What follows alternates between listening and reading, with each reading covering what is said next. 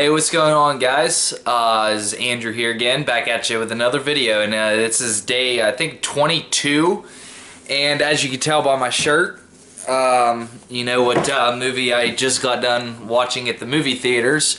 Night of the Living Dead, George Romero's 1968 classic, yeah.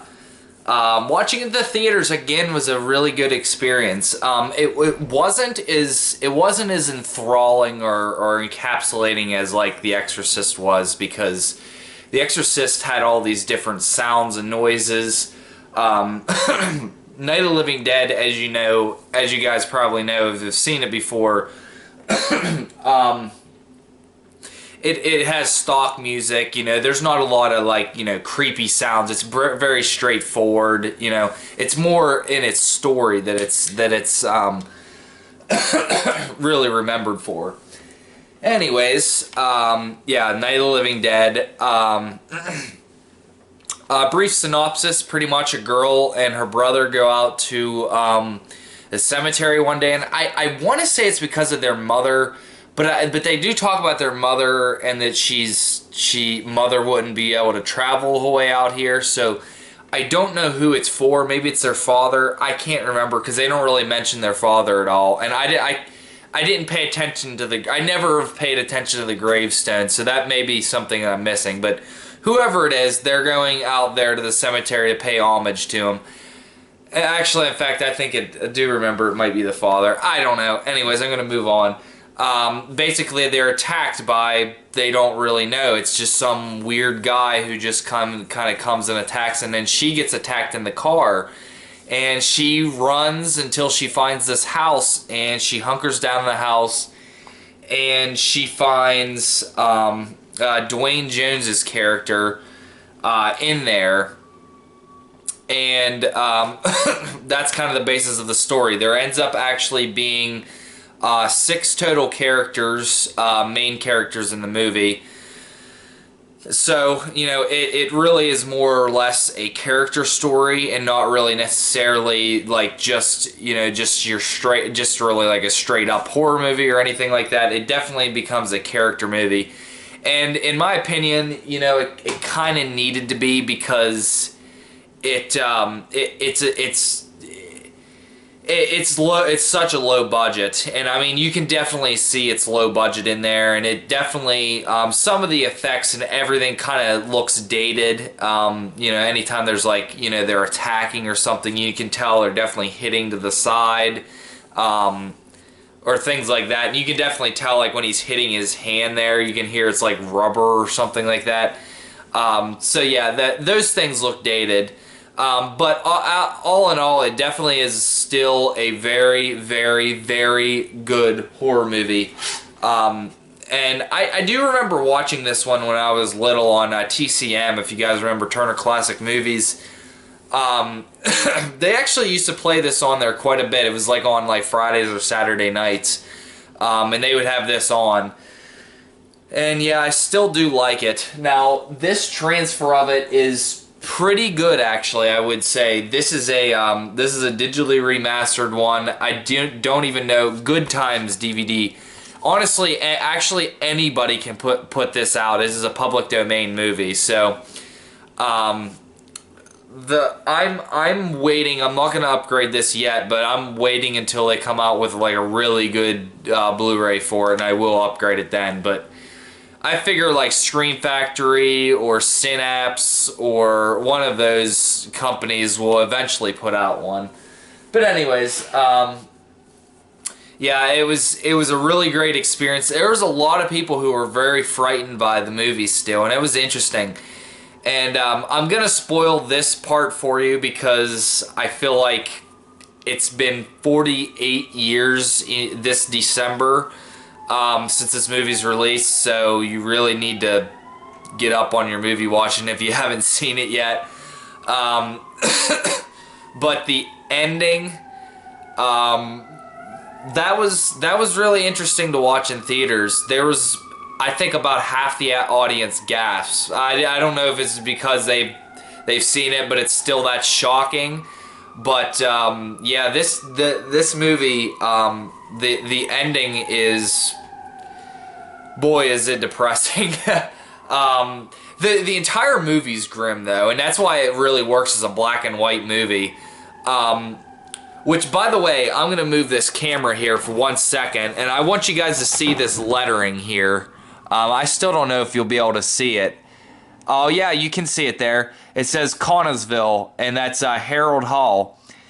Connellsville, Pennsylvania is where I'm from, so it's really cool that you get to see it. I've seen that a couple of times in there, but I wanted you guys to see it too.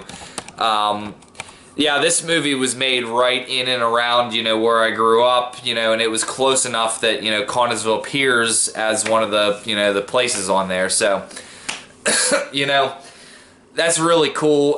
It was made in and around the Pittsburgh area, like I said, and I think all of his 3 first Dead films were made in and around there. I know for a fact that Dawn of the Dead was made in the Monroeville Mall, and I've been there a dozen times before. I mean, I've been there quite a bit. That's about 40 to 45 minutes from my house. So, I mean, this place really does give me nostalgia of, like, being home and stuff like that. It definitely has a feel of Pennsylvania if you, like, pay attention to the way that people talk, if you pay attention to the way that, because a lot of the people that are in this movie were just extras that he paid, like, $10 to give them, like, they had almost no budget for this movie. So with what they were able to do with the budget that they had was incredible. The props to them. And I mean, I could definitely argue that this is one of the most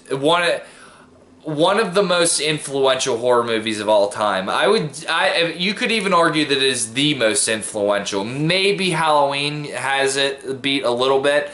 But I think this one, even with especially because of some of its homages and stuff like that, like the final scene of like the catatonic girl, spends all movie in the background and then tries to show up as a hero at the last minute. That has been redone so many times in horror movies,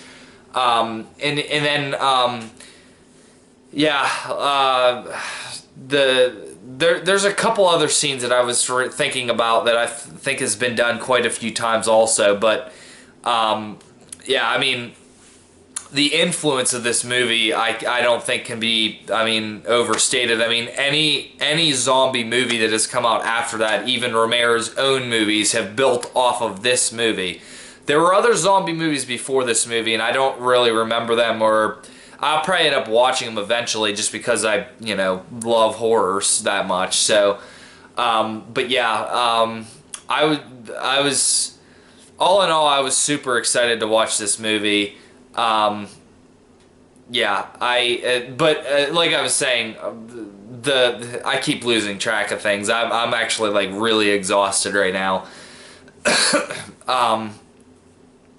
Yeah, I fell asleep on the train ride home. So, but anyhow, yeah, I think like all of the other zombie films that have came out after it. I mean, you think of Zombieland, you think of,